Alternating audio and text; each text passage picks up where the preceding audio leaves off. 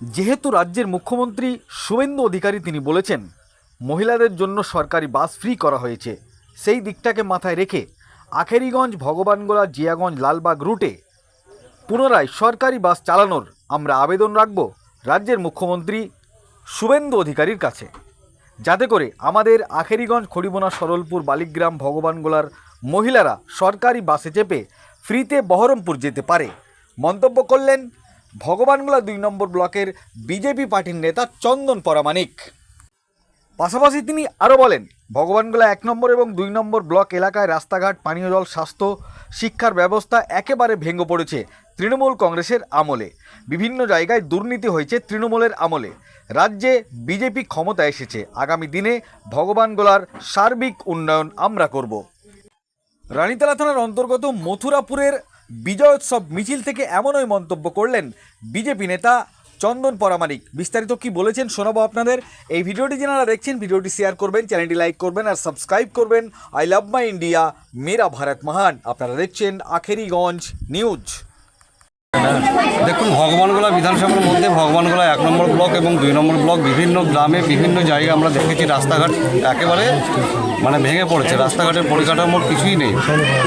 তো সেইখানে প্রধানমন্ত্রীর যে গ্রাম সড়ক যোজনা ছিল সেটাকে আমরা দেখেছি আমাদের এই পশ্চিমবাংলায়।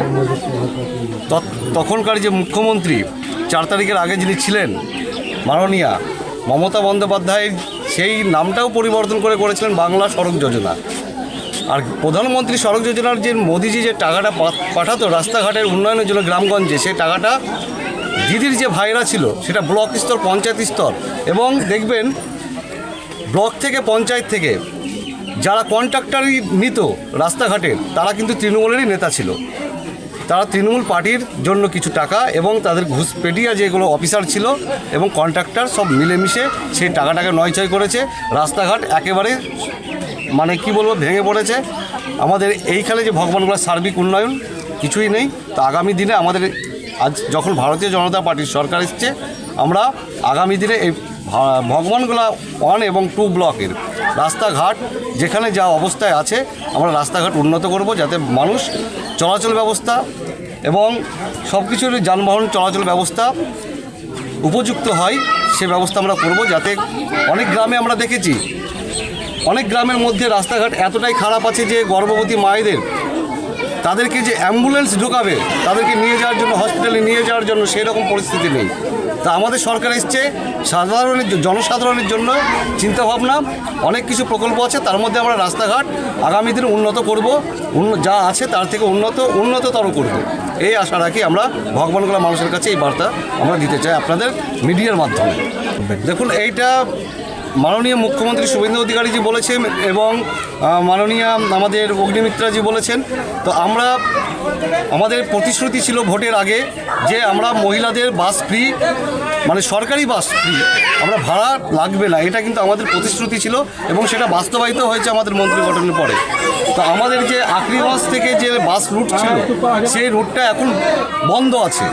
তো আমরা ভারতীয় জনতা পার্টির পক্ষ থেকে আখরিগঞ্জ থেকে জিয়াগঞ্জ বা ভগবানগোলা যে রাস্তাটা, এই এলাকার মানুষের সুবিধার্থে, মহিলাদের সুবিধার্থে আমরা এটা আমাদের সরকারের কাছে দাবি রাখব যে আগামী দিনে যেন বন্ধ হয়ে যাওয়া রুটটা আমরা সরকারি বাস আমরা এই রাস্তায় চালাতে পারি, যাতে আমাদের এলাকার মায়েরা সেই সুযোগ সুবিধাটা পায়, সরকারি যে ফ্রিটা সেটা যেন পায়। কেননা আমাদের এই ভগবানগোলা 2 নম্বর একেবারে পিছিয়ে পড়া এলাকা, সেইখানে আমরা যদি সরকারি সুবিধা যতগুলো আছে আমরা যতটা পারবো এবং চেষ্টা করব।